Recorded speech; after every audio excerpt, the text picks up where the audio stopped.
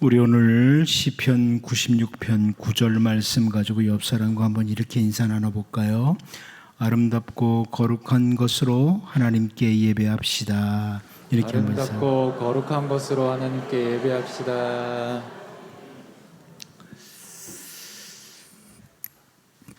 여러분, 사사시대의 여룻발 기드온을 우리가 잘 아는데요, 그 기드온의 아들 중에 아비멜렉이 기드온의 다른 아들들을 다 죽이고 왕이 됩니다. 그 상황에서 막내 아들이었던 요담이 스스로 숨어서 살아났습니다. 이 요담이 그리심산 꼭대기에 올라가서 큰 소리로 우리가 잘 알고 있는 나무들의 우화를 들어서 설명을 하죠. 야, 감람나무가 있는데, 포도나무가 있는데, 가시나무가 있는데, 이렇게 쭉 나무들의 우화를 들어서 설명을 합니다. 그리고 사사기 9장 16절 말씀을 보면, 이제 너희가 아비멜렉을 세워 왕으로 삼았으니 너희가 행한 것이 과연 진실하고 의로우냐? 이것이 여룻바알과 그의 집을 선대함이냐? 이것이 그의 손이 행한 대로 그에게 보답함이냐? 이렇게 질문을 합니다. 요담이 자기 아버지 기드온이 미디안이 압제할 때에 이스라엘을 건지기 위해서 죽음을 무릅쓰고 싸웠고, 그래서 이스라엘을 건져냈는데, 기드온의 아들들을 다 죽이고 왕이 된 아비멜렉, 그 아비멜렉을 너희들이 왕으로 삼는 것이 기드온에 대한 올바른 반응이냐? 너희들을 구해준 기드온에게 올바로 반응하는 거냐? 이렇게 질문하고 있는 겁니다. 요단강을 앞에 둔, 약속의 땅을 앞에 둔 이스라엘 백성들에게 모세가 신명기를 통해서 신명기 8장 12절에서 14절에서 이런 표현을 하죠.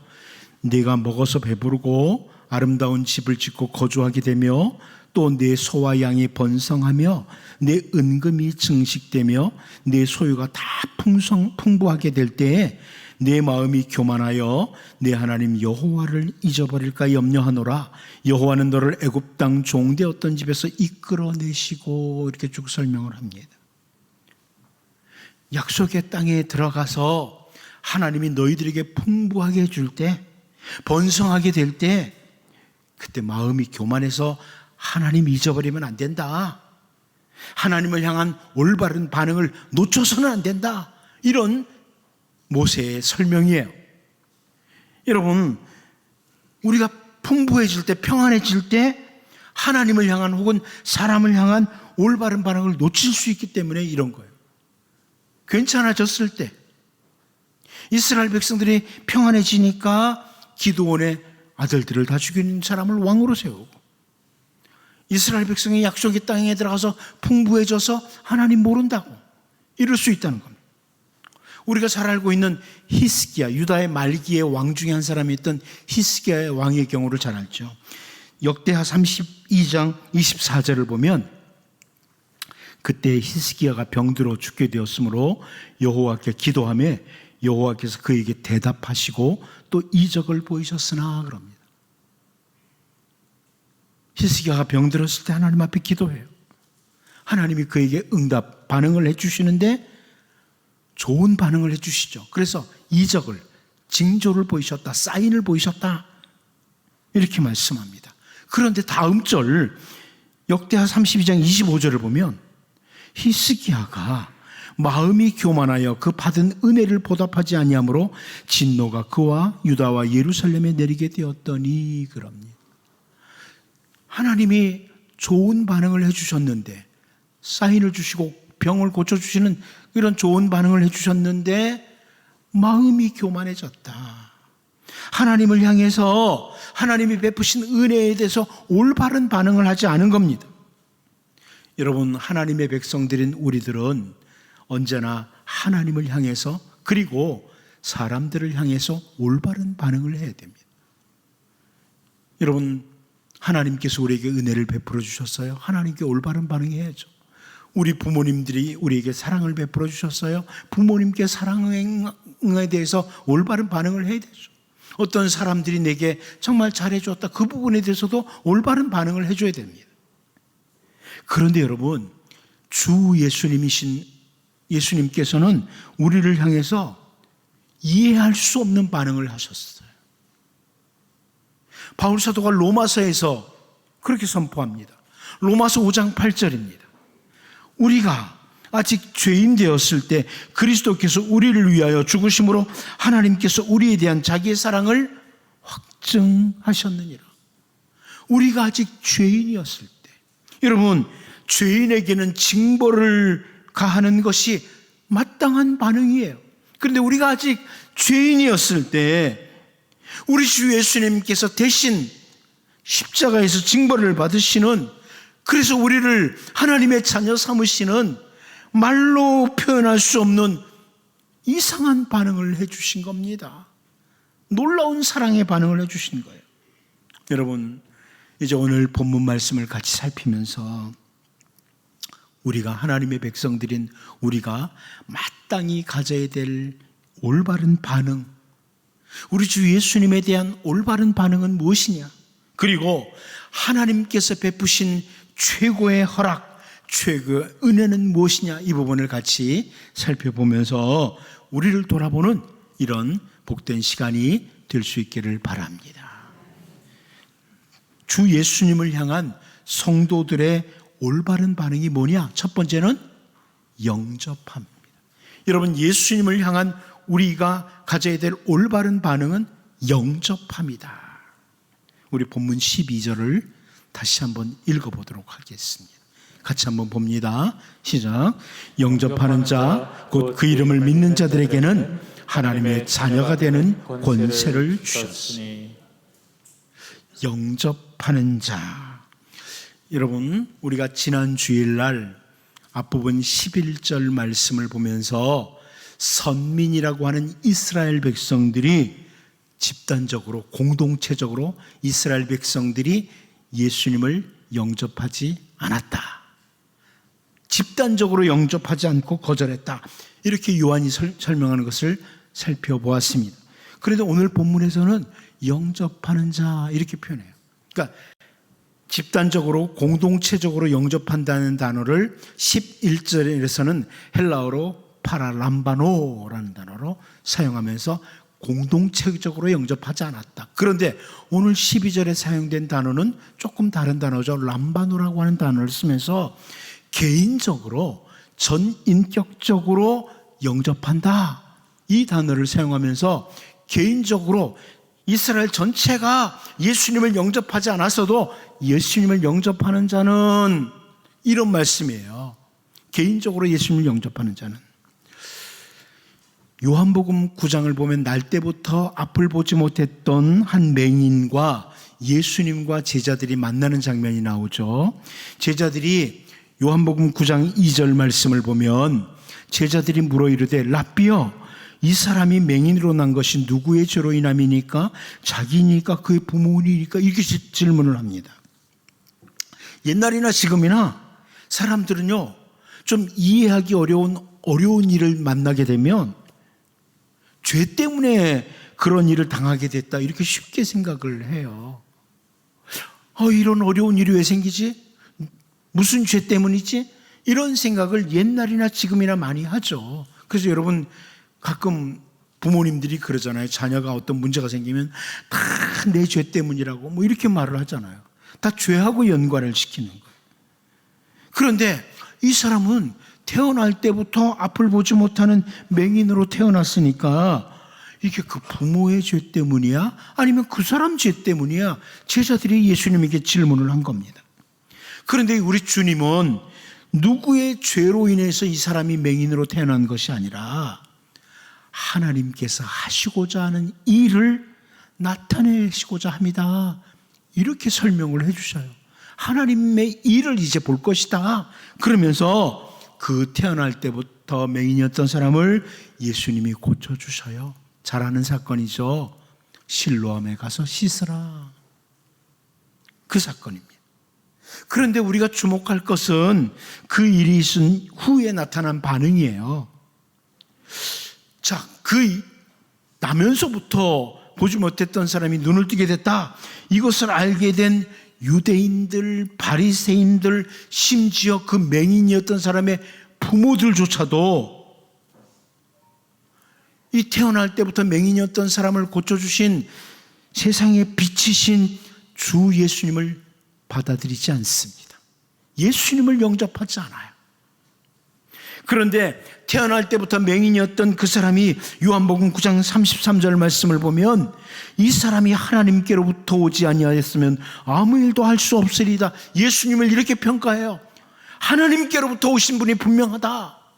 이렇게 이 날 때부터 맹인이었던 사람이 말을 하고요. 그 사람이 예수님을 다시 만난 후에 요한복음 9장 38절에 이렇게 고백하죠. 이르되 주여 내가 믿나이다 하고 절하는지라.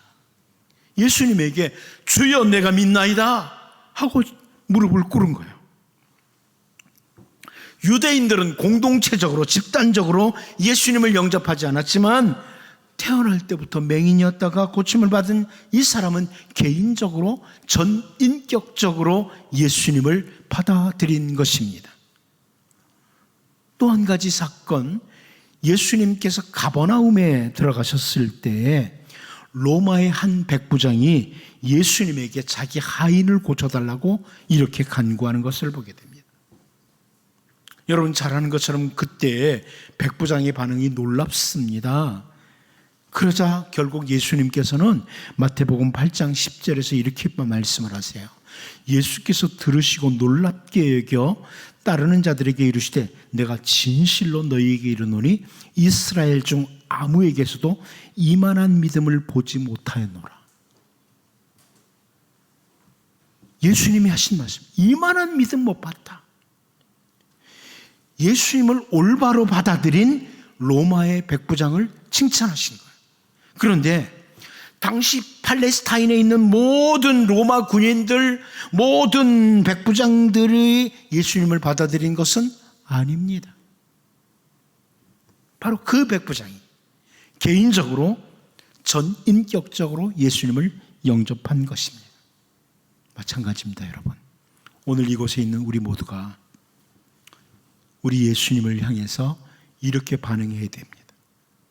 베드로처럼 주는 그리스도시요 살아계신 하나님의 아들이십니다. 혹은 도마가 했던 고백처럼 나의 주, 나의 하나님이십니다. 이런 고백과 함께 개인적으로 전인격적으로 이곳에 있는 모두가 예수님을 영접하셔야 됩니다. 그것이 바로 성도의 올바른 반응입니다. 성도가 예수님을 향한 올바른 반응 첫 번째, 전인격적으로 예수님 나의 주님이십니다고 받아들이는 것이다. 이제 올바른 주님을 향한 신앙 고백과 함께 여러분 개인적으로 또 전인격적으로 예수님을 주인으로 받아들이는 영접하는 이런 은혜가 있기를 바랍니다. 또 한 가지, 우리 주 예수님을 향한 성도들의 올바른 반응이 뭐냐? 두 번째는요, 믿음으로 반응하는 것이다. 이렇게 말씀하고 있습니다. 믿음으로 반응한다. 우리 본문 12절을 다시 한번 읽어보겠습니다. 봅니다. 시작. 영접하는 자, 곧 그 이름을 믿는 자들에게는 하나님의 자녀가 되는 권세를 주셨으니.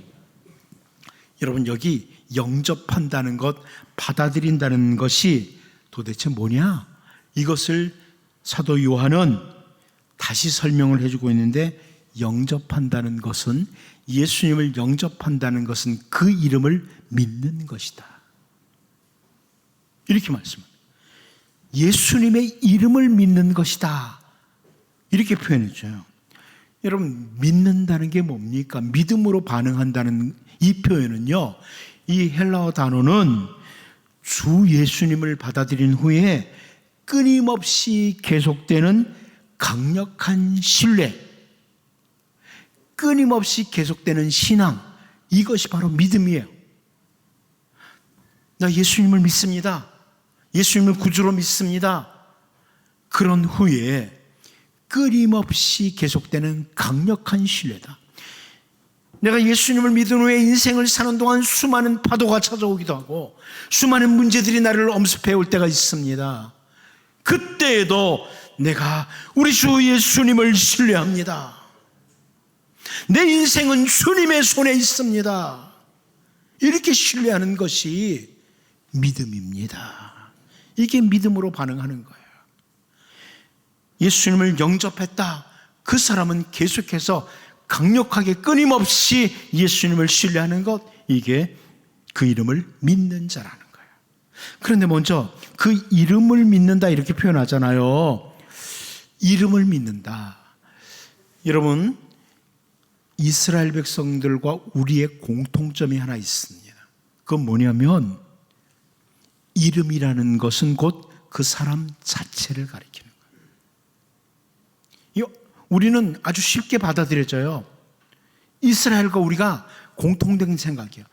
이름을 믿는다, 그것은 그 사람을 믿는 거예요. 그러니까 예를 들어서 어떤 사람이 이름을 말하면서 내가 김아무개 싫어, 그러면 단순히 그 이름이 싫다는 말이 아니죠. 그 사람이 싫다는 말이에요.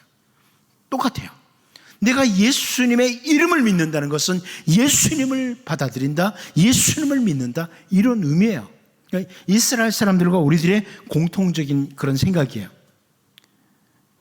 우리 주님이 가르쳐 주신 기도문 가운데 마태복음 6장 9절에서 그러므로 너희는 이렇게 기도하라. 하늘에 계신 우리 아버지여, 이름이 거룩히 여김을 받으시오며, 이렇게 가르쳐 주셨어요. 내가 하나님 아버지 이름만 믿는다, 이게 아니고 이것은 하나님을 거룩하신 하나님으로 인정한다. 하나님을 향한 올바른 태도를 가지고 살도록 해달라, 이런 기도예요. 이름만이 아니라 하나님 자체. 특별히 오늘 본문에서 그 이름을 믿는 자, 이것이 성도들이 주 예수님을 향한 올바른 반응이다, 이렇게 표현했어요. 그런데 예수님의 그 이름은 마태복음 1장 21절을 보면 아들을 낳으리니 이름을 예수라 하라. 이는 그가 자기 백성을 그들의 죄에서 구원할 자이심이라 하니라, 이렇게 설명해 줍니다. 여러분, 예수 혹은 여호수아 같은 뜻인데요. 예수 무슨 뜻이에요? 여호와는 구원이시다, 이런 뜻이에요. 여호와는 구원이시다. 그러니까 예수란 이름은 무슨 뜻이에요? 그가 자기 백성을 그들의 죄에서 구원할 자시다. 하나님이 구원하신다. 이것을 보여주는 이름이 예수예요. 그러므로 우리가 예수님의 이름을 믿는다는 것은, 예수님을 나의 구주로 믿는다는 것은 나를 죄에서 건지시는 분, 죄와 사망의 권세에서 나를 건지시는 분은 오직 예수님 뿐이다, 이렇게 믿는 겁니다. 이렇게 받아들이는 거예요. 그 이름을 믿는다는 거. 바울 사도는 골로새서 2장 6절 7절을 통해서요, 그러므로 너희가 그리스도 예수를 주로 받았으니 그 안에서 행하되 그 안에 뿌리를 박으며 세움을 받아 교훈을 받은 대로 믿음에 굳게 서서 감사함을 넘치게 하라, 이렇게 권면을 했습니다. 바로 이 모습이 예수님의 이름을 믿는 자의 모습이에요. 골로새 2장 6절 7절 말씀, 이렇게 살아가는 자가 예수님의 이름을 믿는 자예요. 그리스도 예수를 영접한 이후에 끊임없이 계속되는 모든 삶 가운데 신앙의 모습이 이래야 된다는 거죠. 예수님을, 이 부분이 현대어 성경으로 보면 좀 더 이해하기 쉽게 번역이 됐어요. 현대어 성경 이렇게 번역했습니다. 여러분은 이미 여러분을 구원하시는 그리스도를 믿었으니 일상생활의 문제에 있어서도 그리스도를 의지하고 그리스도와 한 몸이 되어 생기 넘치는 생활을 하십시오. 그리스도께 깊이 뿌리를 내리고 그분의 터 위에 서서 살아가십시오. 주님 안에서 성장하고 진리 안에서 강하고 건전한 사람이 되십시오. 그리스도께서 베풀어 주신 모든 일에 감사하며 기쁨이 넘치는 생활을 하십시오. 이렇게 번역해 줬습니다. 이게 무슨 말씀이에요, 여러분? 이 말씀 한마디로 말하면 우리가 예배할 때만 예수님이 우리의 주인이 아니라 우리의 모든 일상생활 가운데 예수님이 우리 주님이 되시도록 반응하는 것. 이것을 말씀하는 것. 뿌리를 깊이 내리고 모든 일상생활 가운데 예수님이 주인이에요. 내가 예수님을 믿고 죄 가운데서 건짐을 받고 사망의 권세에서 건짐을 받았어요. 거기서 그치는 것이 아니라 우리의 모든 일상생활 가운데 끊임없이 계속되는 신뢰. 어떤 문제가 다가와도 내가 주 예수님을 믿습니다. 어떤 아픔 가운데서도 내가 주 예수님을 믿습니다. 이게 바로 성도의 올바른 반응입니다. 이제 여러분, 우리 주 예수님을 향한 우리의 올바른 반응이 뭐냐? 예수님을 받아들인 우리가 끊임없이 계속되는 모든 삶 가운데서, 일상생활 가운데서 예수님을 향한 강력한 신뢰, 이래도 내가 주님을 믿습니다, 이런 올바른 반응을 하면서 살아가는 은혜가 있기를 바랍니다. 마지막 한 가지 더 보려고 합니다. 이제 성도가 올바른 반응 두 가지를 봤다면 예수님을 향한, 이제 하나님께서 우리에게 주시는 최고의 허락, 최고의 은혜가 뭔가 이 부분을 보려고 합니다. 바로 하나님의 자녀로서의 특권입니다. 우리 본문 12절을 다시 한번 보겠습니다. 다시 봅니다. 시작. 영접하는 자, 곧 그 이름을 믿는 자들에게는 하나님의 자녀가 되는 권세를 주셨으니. 여러분, 세번역 성경이 이렇게 번역했어요. 그러나 그를 맞아들인 사람들, 곧 그 이름을 믿는 사람들에게는 하나님의 자녀가 되는 특권을 주셨다. 하나님의 자녀가 되는 특권. 저는 이것을 가리켜서 하나님이 주시는 최고의 허락, 하나님이 주시는 최고의 은혜라 이렇게 말씀드리고 싶습니다. 하나님께서 주시는 어떤 단편적인 것들만 붙들고 살아가는 어리석은 사람들이 세상에는 너무나 많습니다. 하나님께서는 모든 것들을 공급하시는데 어떤 단편적인 것들만 붙들고 하나님이 내게 이거 주셨어, 이 정도만 하고 살아가는 사람이 많아요. 그러나 여러분, 하나님이 우리의 아버지가 되셨기에 하나님 아버지는 우리의 모든 것들을 가장 적절하게 공급하시는 하나님이십니다. 바울 사도는 갈라디아서 3장 26절을 통해서 너희가 다 믿음으로 말미암아 그리스도 예수 안에서 하나님의 아들이 되었으니 그럽니다.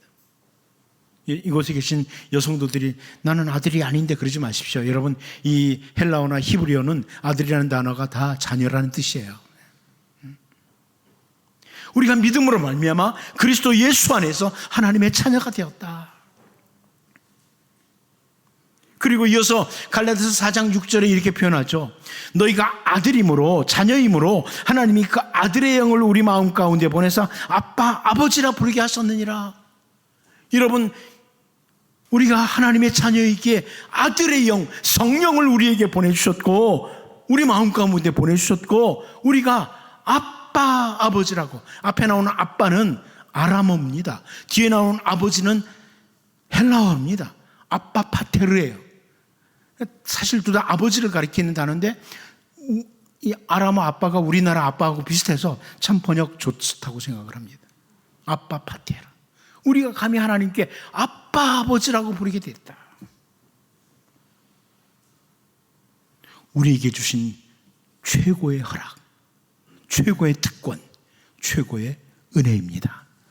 여러분, 하나님의 자녀가 된 것이 최고의 선물이라는 것을 믿을 수 있기를 바랍니다.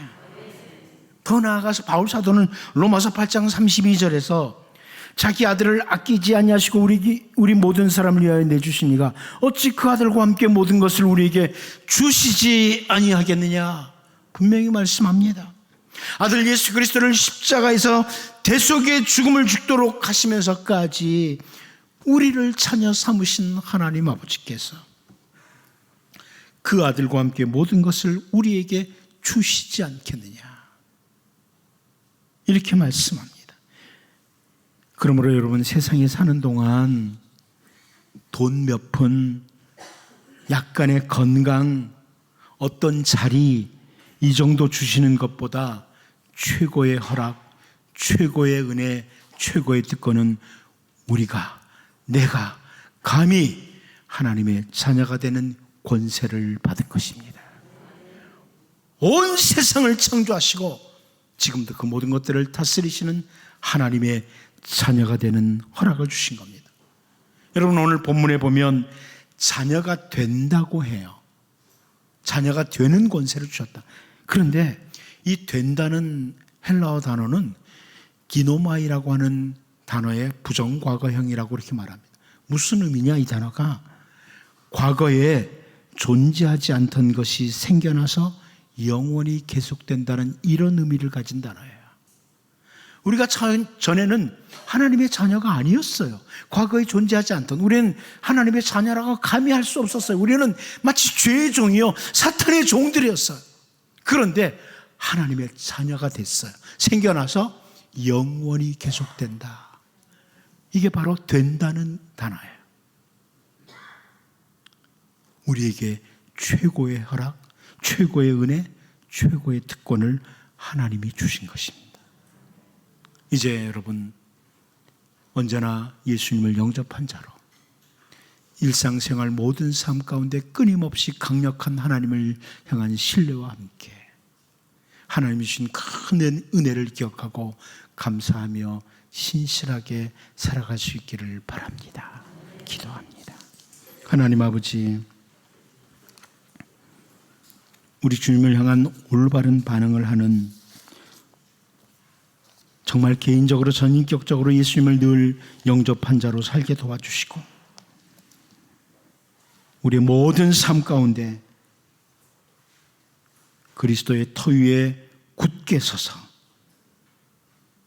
주님을 절대적으로 신뢰하며 어떤 상황에서도 강력한 신뢰와 함께 주님을 믿고 나아가는 올바른 반응하게 하시고, 최고의 특권, 허락, 은혜를 주신 하나님께 감사하며 신실하게 살게 하여 주옵소서.